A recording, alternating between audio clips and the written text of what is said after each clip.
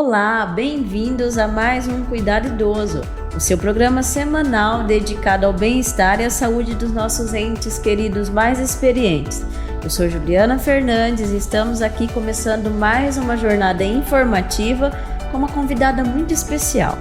Neste episódio, vamos explorar o universo do direito médico e da saúde para idosos, um tema essencial para garantir o cuidado e a qualidade de vida daqueles que tanto amamos.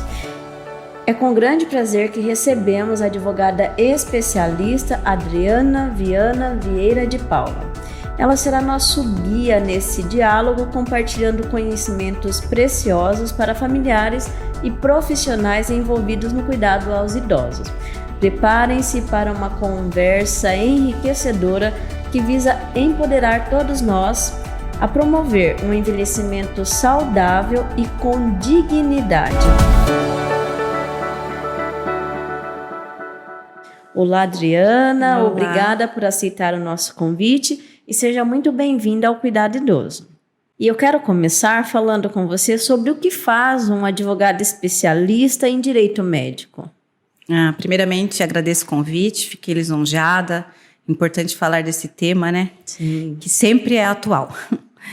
Olha, essa especialidade, né, ela é um segmento dentro da carreira jurídica. Então, você faz uma pós-graduação de Direito Médico e da Saúde, onde você vai aprender os direitos do paciente, os direitos dos médicos, tudo o que acontece envolvendo tanto o SUS como os convênios, planos de saúde, seguro-saúde, a parte hospitalar, a gente aprende, eu posso trabalhar dentro de hospitais, dentro de convênios. Então, seria mais ou menos essas abordagens que são dentro do direito médico. E falando um pouco sobre medicamentos, esses medicamentos que devem ser fornecidos gratuitamente, assim como próteses, órteses, quando esse direito não é atendido, o que o paciente precisa fazer? Então, primeiramente, vamos pensar tanto no SUS como no plano, que são Sim. segmentos diferentes. Então, quem não tem plano de saúde vai pleitear medicamento, órteses ou qualquer coisa do gênero junto ao SUS, certo? Vai passar pela rede e vai ter, às vezes, ou negado, porque não faz parte ele não é incorporado, a gente usa essa terminologia, ele não é incorporado na rede SUS, então ele vai ser indeferido, não vai receber. Ou porque o município às vezes não tem aquela medicação, ele deve buscar ou um advogado ou a defensoria pública para estar ajuizando uma ação para fazer valer o seu direito. Dentro daí do plano de saúde é diferente, é outro segmento. Você vai buscar junto ao plano um medicamento de alto custo ou algo que você precise, e se o plano não tiver cobertura no seu contrato, esse medicamento você também vai ter que ingressar em juízo. E o artigo 17 dá direito ao idoso de optar pelo tratamento de saúde que lhe for mais favorável. O idoso ele tem autonomia para decidir que não deseja se submeter a nenhum tipo de tratamento e ter sua vontade atendida ou não? Então, além do artigo 17, a gente também tem que o paciente é que escolhe o seu tratamento. Ele que vai optar ou não por aquela indicação médica. Então, falando do idoso, né, aqui vamos colocar acima de 60 anos, ainda são muito novos. A gente tem no estatuto 60 anos, mas muitas vezes eles estão ótimos, sem nenhum tipo de patologia que comprometa o seu cognitivo. Então ele responde por si. Sabemos que os filhos, esposa, tios, parentes pensam diferente às vezes na hora do tratamento médico, mas o direito do idoso e deste paciente idoso vai prevalecer. Mas é bom a gente colocar que nem sempre o idoso está nessa condição, né? Às vezes ele já alcançou um outro tipo de status que a gente diz. Ele já pode ter um início de demência, ele pode vir ter um Alzheimer, ele pode ter um comprometimento por outros motivos, um AVC. Aí ele está numa outra situação. Aí ele já não vai se aplicar o artigo 17, porque ele já não tem mais como pleitear o que ele quer, porque ele não tem condições. Mas o que está acontecendo muito hoje? A família não toma essa precaução, não fala muito sobre isso, daí já aconteceu. Aí nós temos as pessoas que entram na justiça para interditar esse idoso, para que ele tenha um curador para responder por si dentro de uma situação médica. Nesse caso do curador, quem tem a ascendência, a esposa ou os filhos? A prevalência, você diz, depende de quem for o curador. A hora que o idoso é interditado, às vezes as famílias me procuram. Olha, nós queremos interditar o meu marido, e os filhos estão junto do meu pai, ele não está bem, ele já está acamado. Eu converso com a família, quem vai ser o responsável judicialmente? Ele vai ser responsável pelas decisões do idoso. Então, normalmente, se a esposa desse idoso já está muito idosa, né? Normalmente tem uma idade compatível ali, com uma faixa etária próxima, os filhos que assumem esse compromisso. Aí, se você está internado e você é interditado, você vai chamar o curador. Então, é um dos filhos normalmente. Agora, se a esposa é mais jovial, mais nova, está bem de saúde, pode ser ela também. Então, não dá para dizer quem é, depende da situação. Aí é só analisando cada caso, é um caso Cada diferente. família que eu atendo, eles vão escolher alguém porque normalmente eles não querem que a mãe seja curadora. Porque ela já também, com certeza, já tem uma idade mais avançada e tem que prestar conta do salário do idoso na justiça, tem toda uma movimentação. Quando você interdita, por isso que as pessoas não interditam. É importante interditar, é uma prestação de contas para esse idoso, como vai ser usado a aposentadoria dele, ou, por exemplo, uma coisa que eu acho interessante quando interdita, que os juízes até, né, às vezes colocam numa audiência, que a família às vezes dispor de um bem que esse idoso conquistou em vida para cuidar do seu bem-estar na velhice. Então, na interdição é trabalhado isso, como vai vender o bem de uma pessoa interditada, comprovando que ela está necessitando para pagar um plano de saúde, para manter os medicamentos que são muito caros e às vezes não consegue na rede ou no plano. E nesse caso, o curador só pode estar fazendo isso com ordem judicial. Então, também é preservar esse idoso, porque a gente sabe que com a idade avançada, a gente perde algumas características importantes. Então, é uma forma que o judiciário coloca para prevalecer aí o cuidado e a dignidade dele. E quais os principais dados, Adriana, que indicam o aumento significativo do número de beneficiários idosos em plano de saúde nos últimos 10 anos? Isso de acordo com o levantamento do IES e dados da ANS. Então, eu estava falando agora, antes da gente iniciar, que eu peguei os dados, né, também se aplicam a isso. A gente está tendo um aumento significativo da população idosa. Olha, de 2010 a 2020, aumentou em 50% a população com 60 ou mais. Ou seja, hoje nós somos 33 milhões de brasileiros com 60 ou mais. Ou seja, a população envelheceu e as pessoas adoecem e a rede pública não dá conta. Então, faz com que os idosos comecem a adquirir planos de saúde. E como a legislação brasileira, ela protege os consumidores idosos no contexto desses planos de saúde, especificamente em relação ao reajuste por faixa etária, conforme estabelecido no Estatuto do Idoso. Então, é a idade da vulnerabilidade, né? A gente fala que o idoso, ele está numa faixa etária onde ele ganha menos e gasta mais, né? E o reajuste tem sido de uma forma abusiva, é o termo que eu poderia dizer, né? A gente vê nas mídias a abusividade dos reajustes. Então, para a gente fazer uma distinção, que eu acho que as pessoas confundem em casa, nós temos vários tipos de reajustes. Vamos colocar o seguinte, faixa etária. Então, vai ter uma tabela de faixa etária, até 2 anos e vai até os 60. Deve ter ali mais ou menos umas 6 faixas etárias que há um reajuste por faixa etária. Nós temos também o reajuste por inflação, o reajuste por tipo de plano de saúde. Pode incidir os dois no reajuste. Quando eu faço, por exemplo, 60 anos, meu plano vai quase dobrar. Mas mesmo assim vai se aplicar o reajuste, o índice anual.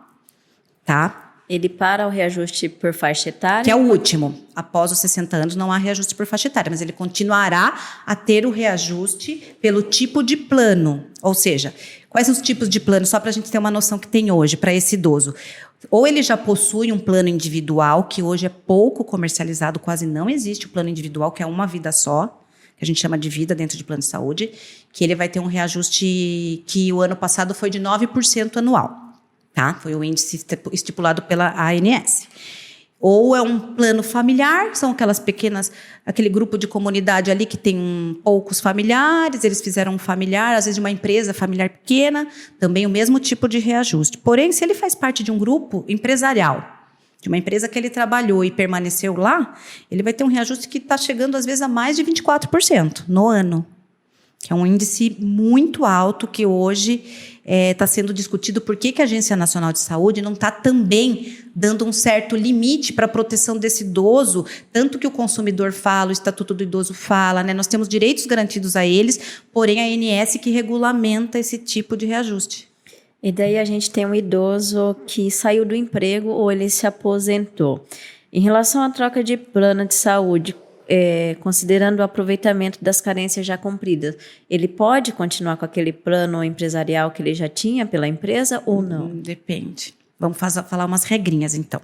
Então, eu estou numa grande empresa, eu estou dentro desse plano, porém, ou eu vou me aposentar, ou eu vou, às vezes, ser dispensado quando tem aquelas dispensas sem justa causa, de empresas que estão diminuindo o número de funcionários. Então, vamos falar do aposentado. Eu me aposentei e vou sair da empresa que trabalho, vou me tornar de ativo para inativo. Se eu sair e a empresa me paga um plano, depende que tipo de plano. Se for um plano coparticipativo, a Justiça tem entendido que se você não paga nada no seu holerite, no desconto em folha, você não vai ter direito de permanecer no plano porque você não custeou o plano. Ele foi pago integralmente pela empresa. Uma discussão grande, tem muita procura em relação a isso, porque tem empresas que usam o plano coparticipativo. Agora, as empresas que têm um plano de saúde que não tem coparticipação, que é só o pagamento da mensalidade, só paga aquele valor fechado no mês, não importa o que você use. Se você aposentou ou contribuiu por mais de 10 anos, você vai receber uma proposta na sua aposentadoria, que é o que não está acontecendo, mas deveria estar na nossa legislação. Nós temos uma lei de plano de saúde que determina que a empresa, na hora da sua aposentadoria ou da sua rescisão, fale: você tem interesse em permanecer no plano de saúde custeando a parte da empresa? E a sua você já, né, vai ter que arcar com a sua parte, que daí vai dar uma diferença, mas mesmo assim é um benefício para o idoso, porque se ele procurar um plano novo, sem carência, sem portabilidade, a aquisição de planos novos hoje é muito caro para o idoso. E quais são os direitos desse aposentado que contribuiu para esse plano de saúde por um período inferior a esses 10 anos? Então, no mesmo artigo de lei, 30 e 31 da Lei de Planos, ele diz o seguinte: se você ficou na mesma empresa onde tinha o seu plano de saúde por menos de 10 anos, vai ser feito um cálculo pelo plano de saúde proporcional ao número de anos que você ficou. Então, se você ficou 8, acredito que tem que aplicar a regra, é uma conta matemática, 2 anos e depois você fará uma portabilidade. Ou ficou 4, você tem que ter mais de 2 anos de plano. Então, daí tem algumas regrinhas que tem que procurar um especialista para ele fazer esse cálculo para você. E qual a posição da Justiça em relação à prática de negar a adesão de idosos ao plano de saúde privado e qual base legal respalda essa decisão? A negativa? Isso. Eles não têm respaldo. Quem tem são os idosos, né? Eles acabam cometendo uma abusividade. Tanto o Estatuto do Idoso como a Lei de Planos e algumas resoluções da ANS proíbem a negativa de aquisição por plano por idosos e pessoas com deficiência. É no mesmo artigo de lei, na mesma resolução. O plano não pode dizer não te quero. Você não vai trazer lucro para mim, eu não quero você porque você já tem muita idade ou você tem uma deficiência que vai exigir muita cobertura. É proibido. Você pode estar fazendo uma reclamação na Agência Nacional de Saúde, no site. Existe um campo próprio para o consumidor, não precisa contratar advogado, é bem simples, tem até assim, um passo a passo. Então, aí o que vai acontecer? A ANS vai multar esse plano de saúde. O que eu dou uma dica? Vou dar uma dica aqui, uma consulta para o idoso, para ele saber que às vezes algumas palavrinhas mágicas, não precisa nem que você entre na justiça. Então, você está lá tentando num plano de saúde, você é um idoso. Ela começa a colocar alguns... Sabe, um embaraço, acho que não vai dar. Daí você fala, então eu vou entrar no site da ANS, fazer uma reclamação, porque eu sei que eu tenho esse direito. Às vezes, imediatamente ele consegue fazer o plano, porque eles têm medo da multa. A multa é muito alta. As multas contra planos de saúde na área administrativa é muito alta. Então, às vezes, só como se falou com a pessoa e mesmo assim não deu... Ou você faz a reclamação dentro do site. Só com a reclamação já consegue resolver. Tem conseguido. Às vezes a pessoa vai até o escritório para eu ajudar ela a fazer esse passo a passo. E de acordo com o Código de Defesa do Consumidor e a Lei dos Planos de Saúde, quais são as proibições impostas aos convênios de saúde em relação à recusa de prestação de serviço aos idosos? Então, é que a recusa, é assim, quando você adquire um plano de saúde, independente da sua idade, seja idoso ou não, que é uma regra geral, no seu contrato existe uma cobertura, né? Então, você contrata uma cobertura que a gente chama de rol da ANS. É o rol de coberturas que a Agência Nacional de Saúde estipula no site dela para que o idoso ou a pessoa comum saiba o que ela tem direito.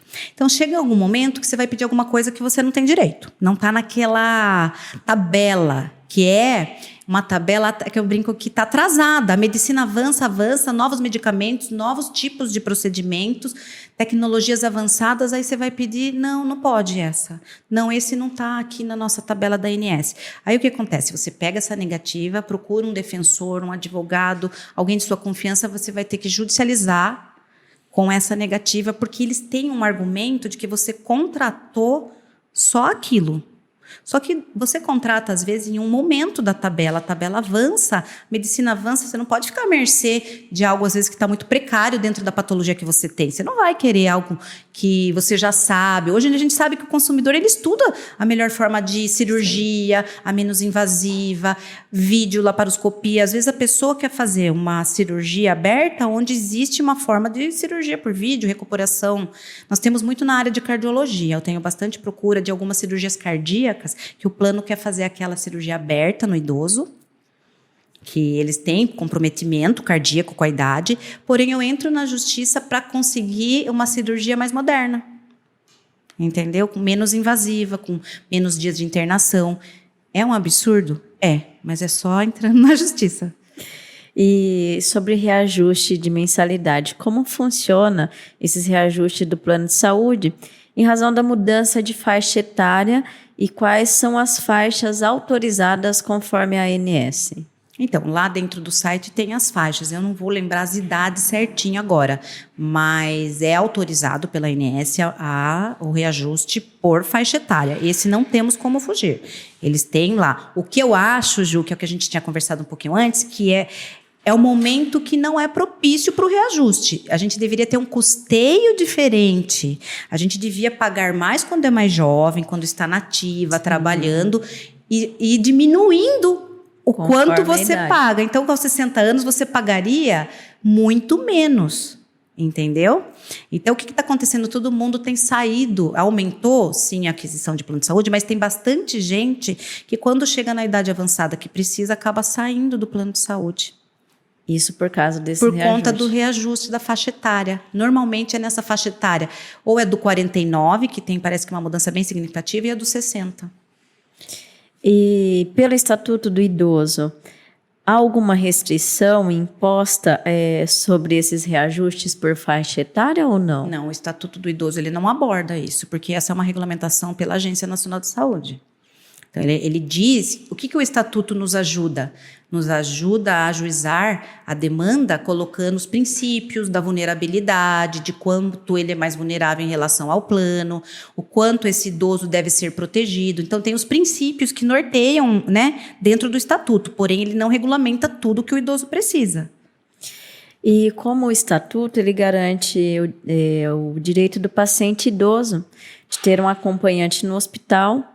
Quais os benefícios oferecidos ao acompanhante e no caso de um idoso internado numa UTI? O acompanhante ele pode reivindicar ficar na UTI em tempo integral se por acaso o paciente sofrer algum tipo de demência? Sim, então, vamos lá. Primeiro, a gente volta naquele tópico da demência. Então, deveria estar com alguém responsável. Porém, se não tiver condições de responder por si, de saber o que está acontecendo. Às vezes não é nem por demência, às vezes a própria patologia ali daquele momento faz com que ele fique com muito medicamento, sedado. Então, todo idoso já vou, para não ficar falando da idade, o idoso é 60 ou mais. Então, todo idoso tem direito a acompanhante, seja no quarto, seja na enfermaria, seja no pronto atendimento ou na UTI. É que a UTI ela é mais precária para colocar gente, até porque tem patologias graves, o espaço é menor.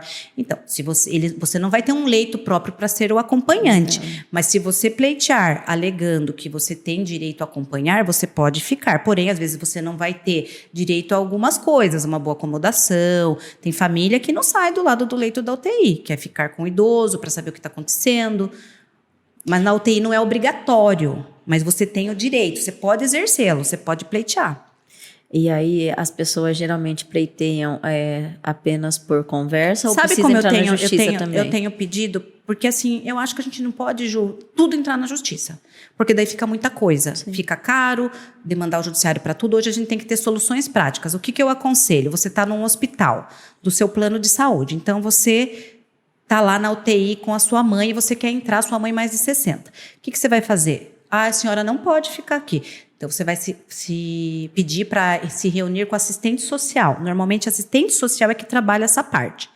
Normalmente, alguém às vezes me liga, eu ligo lá no hospital, tudo. Mas, se você tiver um pouco de conhecimento, você nessa primeira abordagem, você fala, olha, eu vou procurar os meus direitos, eu sei que a legislação permite que eu fique, mesmo que seja numa cadeira, a gente quer acompanhar. Então, aí, às vezes, precisa dar uma forçadinha, né? E nesse caso, sobre o acompanhante do idoso, quais são as condições estabelecidas para esse acompanhante de acordo com o Estatuto do Idoso? Há alguma condição? Não há? Dentro de plano de saúde ou não? Não. Dentro do plano de saúde. No hospital? Isso. Então, mas é que o plano também regulamenta isso. O idoso tem direito ao acompanhante. O estatuto, ele não aborda tudo. Foi o que eu te falei, ele aborda assim, direito do idoso. A dignidade, a saúde, tudo muito de uma forma simples. Dentro da lei de planos de saúde, é onde você vê a regulamentação do idoso também. O idoso tem direito ao acompanhante. Normalmente, nos contratos de plano de saúde está escrito que o acompanhante tem direito a 3 refeições. Se for enfermaria ou quarto privado, é um tipo de acomodação. Então, ele vai ter esses direitos, esse acompanhante. E em quais situações um idoso usuário de plano de saúde, ele pode pedir a portabilidade desse plano sem ter carências? Então, primeiro ele tem que ter no mínimo 2 anos de plano, tá? Ele tem que ter completado 2 anos de plano para pedir a portabilidade. Hoje, a portabilidade, ela deve ser feita com uma certa assessoria. Porque o idoso, ele fica vulnerável, ele não entende. Se eu que estudo isso não sei tudo, né, que faço bastante isso, e é difícil. Então, a portabilidade, às vezes, se você liga para um corretor de seguros, olha, eu estou no plano X, está muito caro, quero trocar, mas eu não posso perder minhas carências, porque eu sou uma pessoa idosa e eu não posso começar tudo de novo, aquela 180 dias, não sei para quê, não sei o quê, não sei o quê. Então, o que ele vai fazer? Ele vai pedir para o plano dele, eu quero mudar de plano. Primeira coisa, entre em contato com o seu plano e pede a carta de portabilidade. Você tem que ter, é um histórico, é um resumo da sua vida no plano de saúde. Com essa carta de portabilidade, você vai buscar ou no site da ANS, planos compatíveis, tem que ser compatível para mudar. Tem plano que é incompatível. Compatível com o serviço oferecido, com o valor? Não, o valor pode mudar. Se você aceitar pagar mais ou menos, tudo bem. Mas existe compatibilidade de plano. Nem todos os planos são compatíveis. Então, eu acho interessante procurar um corretor de seguros de saúde. E ele faz isso para você, não precisa ser um advogado. Olha, eu tenho essa carta de portabilidade. Que plano que eu posso fazer? O corretor sabe. É que nem quando você vai trocar de seguro de carro. Tá? Então, você vai ver o que você quer trocar de seguro. Não quer ficar na mesma seguradora, não gostou do atendimento da última vez. Então, no plano de saúde é a mesma coisa. Você, como consumidor, pega essa carta de portabilidade, procura um corretor e faz a portabilidade levando toda essa carência. Aí, você inicia o seu novo plano, porém, não vai ter carência. E para ele pedir essa portabilidade, ele tem que ter um período já sendo... 2 anos. Período de 2 anos. Antes de 2 anos não é feita a portabilidade. E tem umas datas corretas. Tem planos que exigem algumas datas corretas de aniversário do contrato. Tem umas regras. Nem tudo está na lei de planos. Então, você fala assim, eu vou ler, depois que vê o programa, vou ler a lei de planos. Tem muita coisa que complementa a lei de planos, que são as resoluções da Agência Nacional de Saúde. Então, sai toda hora alguma coisa, alguma regulamentação que está vago na lei. Às vezes, a lei não abrange assuntos novos. A portabilidade está muito mais ligada às resoluções. E como beneficiário idoso, ele pode assumir como beneficiário idoso, pode assumir a titularidade do plano de saúde coletivo por adesão após perder a condição de dependente, segundo o entendimento do STJ. Olha, eu vou contar um caso que eu acho que fica mais simples, que eu fiz agora há pouco tempo, que há muita procura. Então, você tem um plano por adesão, onde a sua esposa é a titular e você e seus 2 filhos dependentes. Essa sua esposa, ela veio a falecer, ficou doente e faleceu. você vai receber normalmente, por causa da abusividade que há hoje, dizendo que você tem 30 dias para procurar outro plano ou para aderir a um plano deles, tá? É um desespero. Além de você perder a titular, você fica descoberto. E o que eu tenho feito? Eu tenho entrado na justiça para manter esse dependente e filhos, se forem menores de 24 anos, dentro do mesmo plano, com o mesmo valor. A justiça entende, já é pacífico hoje no STJ, que esse é o entendimento hoje da nossa justiça. Então, só que normalmente você tem que judicializar, você não consegue de outro jeito. Então, aí até judicializar esse idoso, ele fica... Mas é muito rápido. Coisa de 1 semana. 10 dias no máximo. Porque quando você entra na justiça, o idoso, ele tem prioridade de tramitação. Então, ele passa na frente do pessoal do lar. Ele passa na frente, tem uma tarja lá, se fosse o papel seria uma tarja, mas no computador ele tem uma marquinha, prioridade de tramitação, todo idoso. Então, quando você pede uma liminar, para você não ficar esperando, a gente sabe como a justiça é cheia, tudo, você pede uma liminar para voltar ali no plano. Eu tenho conseguido as liminares e outros advogados que atuam na área, mas é bom sempre uma pessoa da área para fazer, porque existem algumas regras, estudar as jurisprudências atuais para poder colocar. Mas é triste, né? Você perde um parente que é o titular e você tem que correr atrás na justiça para voltar para o plano. Eu não sei como isso ainda acontece, mas acontece. Mas acontece. E em quais casos a rescisão de contrato de plano de saúde ela é autorizada? Qual o período máximo de inadimplência permitido para essa rescisão? Então, vamos algumas regrinhas também de forma mais simples. Você tem um plano de saúde, porém você está passando por, às vezes, uma dificuldade financeira, né? Às vezes a pessoa me liga desesperada, eu não sei o que eu faço, recebi essa carta. Ou não recebeu carta e foi passar a carteirinha, descobre que não está. Então, assim, tem várias formas que pode acontecer. A inadimplência é uma delas, da rescisão unilateral, que é quando o plano sozinho decide te tirar do plano. Se você ficar 59 dias consecutivos sem pagar o plano, no dia 60 você será excluído automaticamente. Não é automaticamente, você tem que avisar esse consumidor. Vamos supor que ele mudou alguma coisa, aconteceu alguma coisa naquele inteirinho, ele tem que ser comunicado. Você não pode só rescindir, é uma briga na justiça que a gente tem. Às vezes eles rescindem e não notificaram o consumidor. Aí eu consigo voltar. Porque você tem direito de saber que você está inadimplente. Viu? Tem um cliente meu que ele pagava um boleto falso. Está na moda agora, fraude dentro de convênio. Então ele ficou pagando 2 meses, 3 meses de um boleto falso, que o dinheiro era igualzinho. O boleto chegava na casa dele. Na casa. Era falso, que está muito comum. E ele pagou 3 meses. Ele chegou no meu escritório, que foi passar o filho dele, plano cancelado da empresa. Era um plano com várias pessoas, da família dele, eram todos familiares da empresa. Entrei na justiça, provei que ele pagou, descobrimos que o boleto era falso e a empresa o convênio dele não comunicou ele, que ele estava inadimplente, porque ele pagava uma fraude. E eles ficaram felizes em tiraram ele. Aí entrei na justiça, provei que era um boleto similar. Era igualzinho o boleto do plano, ele não tinha como desconfiar. Chegava pelo correio. E o plano não avisou, para ele estava tudo normal. Não, mas o plano ele estava inadimplente, mas o plano deveria ter falado, que ele teria percebido. Daí ele alertou, daí comecei a perceber que tem gente que às vezes não percebe que pagou errado. Outra coisa, tá com dificuldade financeira? Procure o seu plano. Às vezes você pode, fazer o quê? Mudar de categoria. Não saia do plano. Olha, eu estou numa categoria apartamento, mas agora eu perdi o emprego, ou minha mulher aposentou, caiu o salário dela, não tenho como custear. Eu falo, olha, sair do plano de saúde não é a melhor opção hoje. Nós temos um sistema único de saúde precário, que não cobre tudo. Às vezes você pode vir a precisar. Então, muda de categoria dentro do plano. A gente fala que é abaixar a categoria. Tem o nome em inglês, mas ou você pode ir da enfermaria para acomodação superior ou vice-versa. Às vezes já vai ser um custo menor para você, né? Sim. E, Adriana, para a gente finalizar, quais são as principais demandas apresentadas por idosos no contexto dos planos de saúde? Isso de acordo com advogados especialistas em saúde suplementar. Olha, para o idoso hoje, a maior procura no meu escritório é o atendimento domiciliar.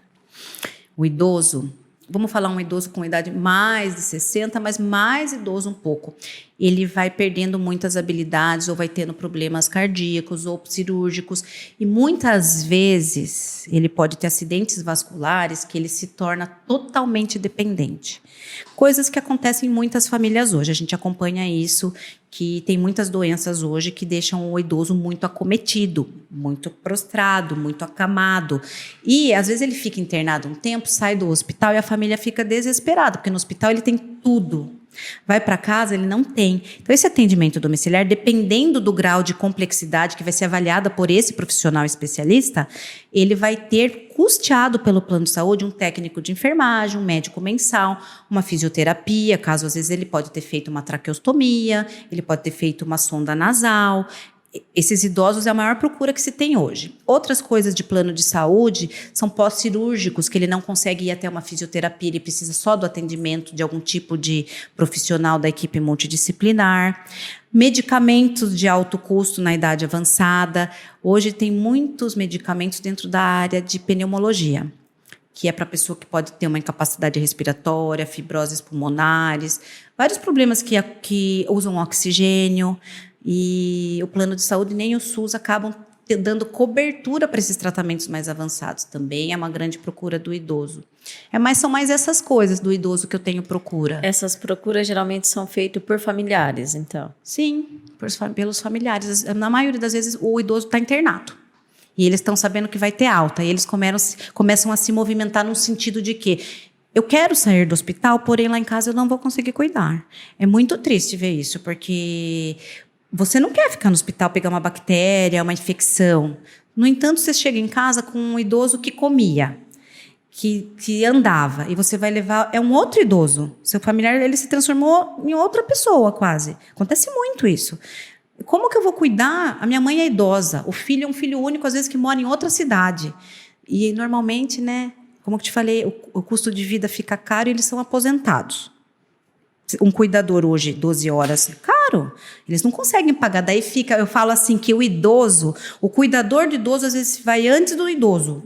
Porque o cuidador fica tão doente de cuidar desse idoso sozinho, às vezes porque não tem questão financeira ou não tem familiar para ajudar, que a gente está vendo um adoecimento dos cuidadores. Eu tenho visto muito a família que me procura no escritório, às vezes eu falo assim, nossa, mas você também acha que está precisando de ajuda. Porque é um desgaste familiar, né? Sim. A idade avançada não planejada. Por isso fica a dica aqui, né? É um assunto que tem que se falar antes da idade chegar. A gente tem que planejar o envelhecimento, para que ele possa ter dignidade, para a gente saber o custo disso, para a gente saber como nossos pais, nossos avós gostariam de ser cuidados. Tem gente que fala assim, mas vai ficar falando de doença? Eu falo, gente, nada como você preparar, porque vai chegar. Se tem uma coisa certa é que tomara que a gente vire um idoso.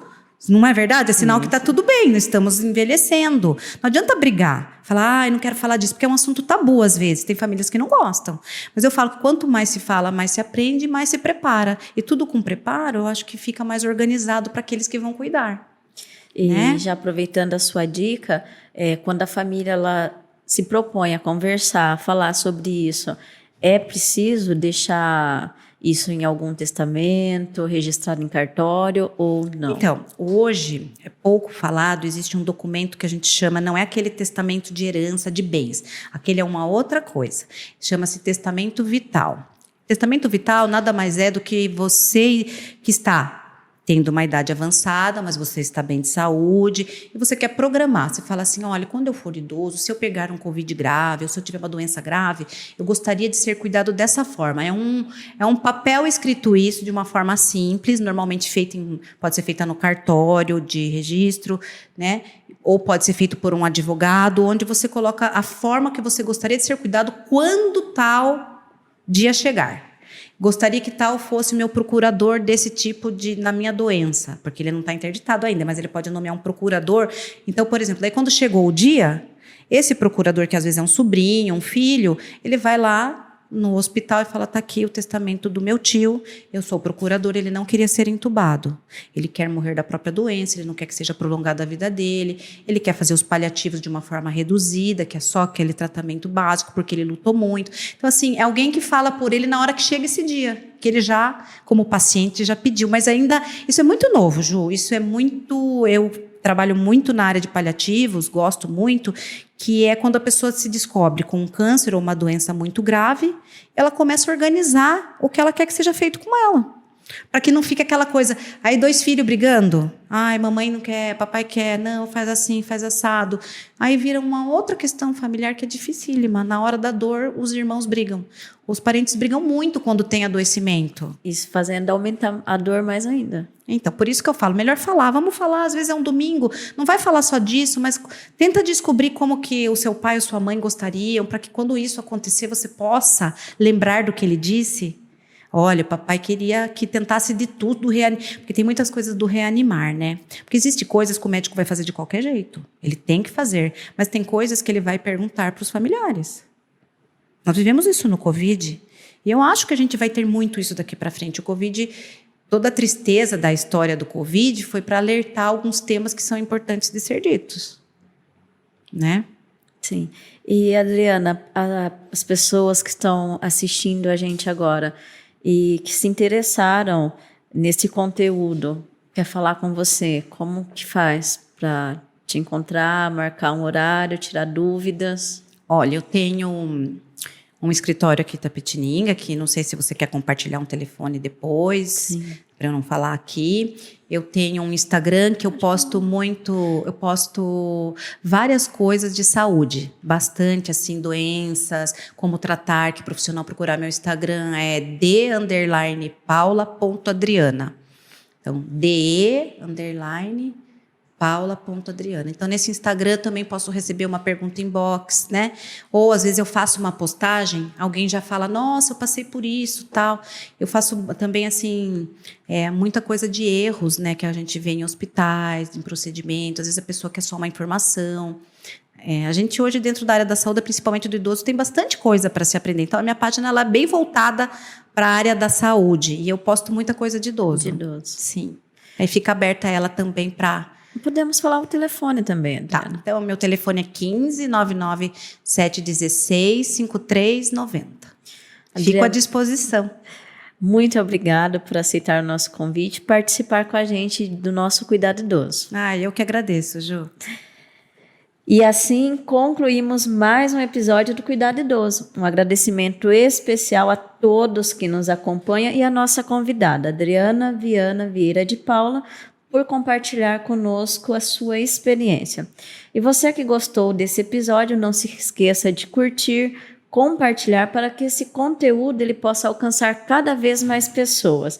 E você que tem dúvidas ou algum tema que gostaria de ver abordado aqui, deixe nos nossos comentários.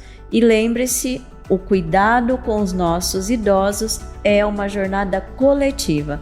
Juntos podemos construir uma sociedade mais atenciosa e inclusiva para todas as gerações. Até o próximo episódio do Cuidado Idoso, onde continuaremos a explorar caminhos para um envelhecimento mais saudável e feliz.